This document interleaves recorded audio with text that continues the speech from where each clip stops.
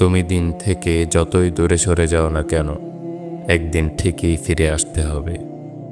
যখন জীবন তোমাকে ধোঁকা দেবে, যখন চারপাশের মানুষেরা ব্যর্থ হবে তোমাকে বাঁচাতে, তখন বুঝবে এই দুনিয়াতে কেউ চিরসাথী নয়।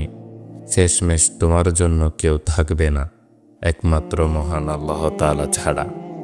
কখনো সময় পেলে হাসপাতালের বিছানাগুলোর দিকে তাকিয়ে দেখো, তোমারই মতো কত যুবক শুয়ে আছে, যন্ত্রণায় ছটফট করছে। কেউ কোনোদিন ভাবেনি আজ এমন হবে।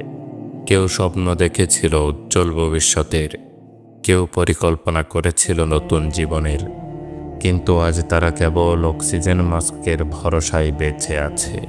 তুমি এখনো সুস্থ, তবে যথাসম্ভব তুমি সতর্ক হও। তোমার সুস্থতা যেন তোমাকে ধোঁকায় না ফেলে, কারণ সুস্থতা চিরস্থায়ী নয়, এটা পরীক্ষা মাত্র। কখনো সময় পেলে একবার কবরস্থানের দিকে তাকাও। কত তরুণ, কত প্রাণবন্ত মুখ, যারা হয়তো কয়েক ঘন্টা আগেও বন্ধুদের সঙ্গে হাসছিল, পরিকল্পনা করছিল জীবনের, কিন্তু এখন তারা নিস্তব্ধ, নিঃশব্দ, অচেতন হয়ে পড়ে আছে নিমগ্ন মাটির গভীরে। এমন এক জগতে যেখানে কোনো চাওয়া পাওয়া নেই, নেই কোনো হাসি, শুধু আছে জবাবদিহি। তারা কেউ প্রস্তুত ছিল না।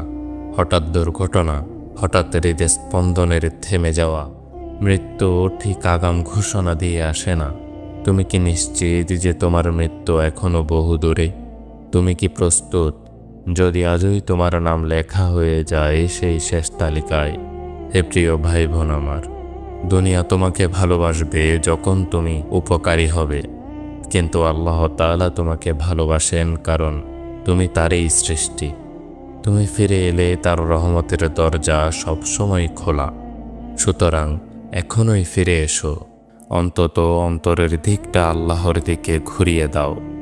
এই ফিরে আসা মানে এক লাফে নিখুঁত হয়ে যাওয়া নয়, বরং ধাপে ধাপে নিজের ভেতরটা গুছিয়ে নেওয়া। আল্লাহ তোমার সেই চেষ্টাকেই ভালোবাসেন। ভেবে দেখো, যে মৃত্যু কখন আসবে কেউ জানে না, যে কবর তোমার জন্য খনন হয়ে আছে কিনা তুমি জানো না, তবু তুমি কিভাবে এত নিশ্চিন্তে দিন কাটাচ্ছ? আল্লাহ তাআলা অপেক্ষা করছেন তোমার ফিরে আসার জন্য, আর শয়তান অপেক্ষা করছে তোমার চিরবিদায়ের জন্য। তুমি কোনটা বেছে নেবে শুধু একবার ভাবো, হয়তো এটাই তোমার জীবনের অন্তিম সুযোগ।